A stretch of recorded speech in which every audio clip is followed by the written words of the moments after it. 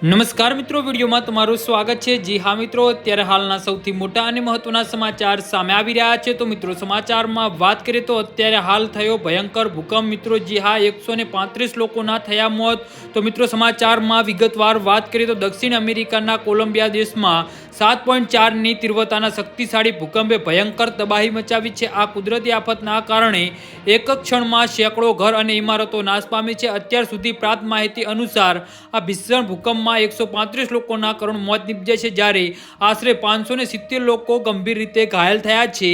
આ વિનાશની ઘટનાને સમગ્ર દેશમાં ગભરાટ અને શોકનું વાતાવરણ ફેલાવી દીધું છે।